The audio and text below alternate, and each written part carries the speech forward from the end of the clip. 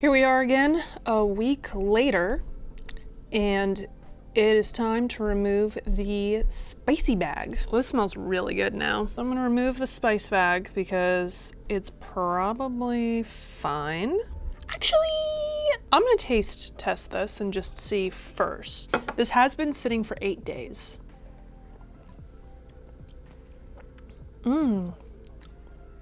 Okay. The cinnamon is definitely at the forefront right now. Okay, yeah, I think that's enough time. I think that's enough. That's pretty good. I also don't want the spices to be too strong because I don't want them to overwhelm the peach. Oh, what we're gonna do now? We're gonna rack from one to the other, and I have this just in case. I have to think about whether or not I want to add more honey because it's difficult because right now the alcohol is so strong. So clearly this is very foggy. It's gonna have to sit a while, which is fine. There we are. The end. Fingers crossed that this turns out well. Anyway, thank you so much for watching. I will see you next time. Have a great day. Bye. Here we are again with another peach section video. So this is gonna be the last one for a while. I was reminded of this by a commenter named Happy Core Dream. Thank you, Happy Core. There's a man-made mead video where he made an apple pie mead, man-made mead, making apple pie mead. And he used graham crackers to bring about that crust kind of taste. And I thought about it and I thought about it and I felt weird adding bread, but that shouldn't be weird because historically bread has been added to meads for like forever, and then you think of like bread yeast. And anyway, so I got some graham crackers and then I also have my vanilla beans. Now I'm only gonna add one vanilla bean because I'm gonna let this sit for 2 months to allow it to extract it fully, and I don't want too much vanilla. I want just enough. This thing just has so much gas in it that it has a constant ring. I cold crashed this for 2 days, actually. I left it in there for 2 days, but I'm gonna rack it off this lease because as you can see, there's a lot down there. And after I do that, it should fit in this wide mouth pretty easily. So I can just drop my graham crackers in here and I'm gonna pull them out after a couple days. I'm not gonna film that because it's literally just pulling graham crackers out. So I'm just gonna do that in a couple days. I'll put on the screen how many days I left them in for. But for now, let's get racking. I kind of want to taste it just to taste it because it has been sitting for a while. Oh wow, it's been sitting for almost a month. I should have done this sooner. Why didn't I do it sooner? Whoa, that's nice. At least in the beginning. I'm honestly considering adding some orange blossom honey to this to bring about a little bit more sweetness because it tastes dry. Honestly, the flavor's pretty dry right now. Oh, that worries me. God, okay, let's do this. Another commenter also mentioned dried apricots. I might consider doing that. Just throwing in some dried apricots. If I do, I will let you know. Yep, that fits just right. Look at this. My God. Well, now there's more particles floating around in there, but that is okay. It's not like we're bottling today. I'm gonna put in the vanilla bean first, and then I will, oh wait, I want to test this gravity. Hang on. It's gone down at least 10 points. Oh no, it's gone down 12 points. What? 1.008. So 1.008. You know what it was last time? Because I do now. 1.020. What is happening? Why does yeast like peaches so much? That's what I want to know. No wonder it tastes dry. It's still fermenting. I'm gonna add some orange blossom honey. Gonna add my graham crackers. And I'm gonna add my vanilla bean. This is like unintentionally turning into like a sack mead.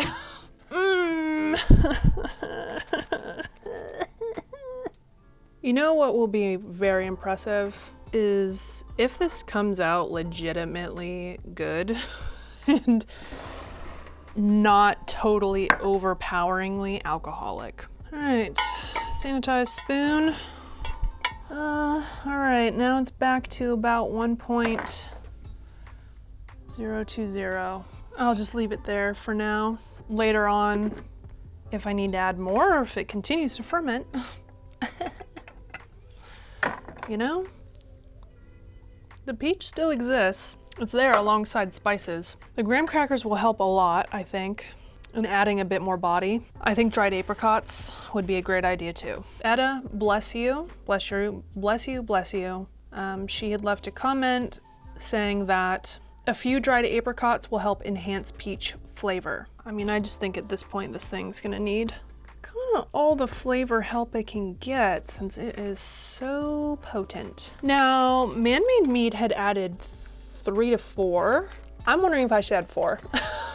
3, 4.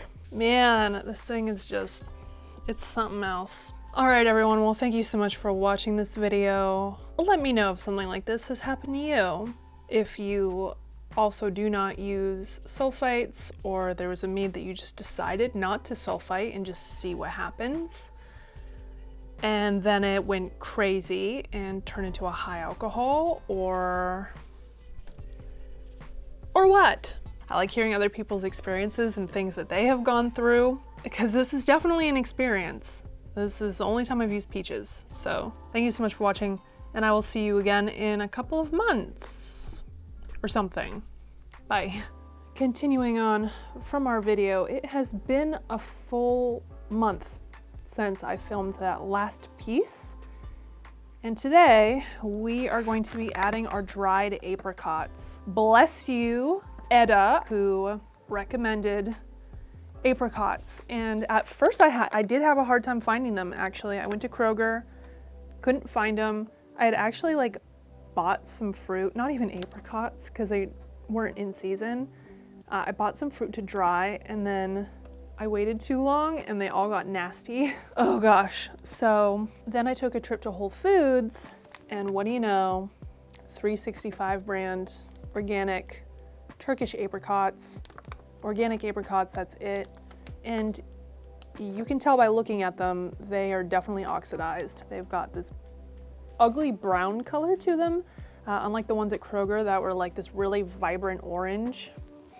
So here we are. I went through all this hassle to find apricots that didn't have potassium sorbate or anything in them, but now I am going to start stabilizing my meads and adding potassium sorbate anyways. Now I'm like, wow.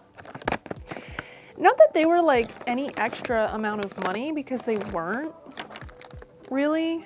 Yeah, I mean, it just smells like alcohol. Like, actually, you know what? I'm gonna taste this real quick because I wanna know how much it's developed in a month.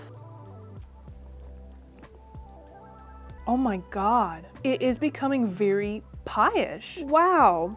Oh, I am pleasantly surprised. Okay, I'm gonna leave it at that.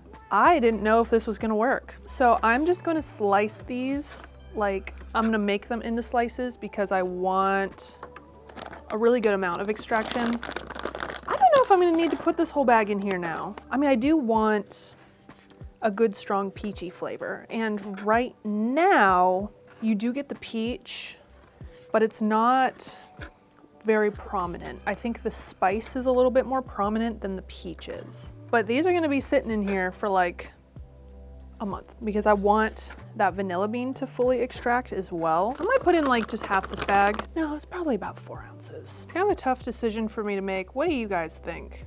Because I know a lot of people are like either very much on the stabilizing side, and then some people are very much on the opposite side of that. With everything I went through for this mead, what do you all think? Do you think that I should stabilize it at the end, or should I not? This thing has fermented all the way out. Like, it is not going any further. It might be over 18% at this point because it had reached that point and then it re-fermented like 10 points. Yeah, okay, so it was 17.325 and it went down 12 points. I haven't calculated that yet. So it's not quite 18%, but it almost might as well be. Anyway, I'm curious to know what you all think, because this whole time I refused to add a Camden tablet to control the yeast and to stop them from getting as high as they did. But, you know, at the same time, I don't know. I don't know what to do with this in the end.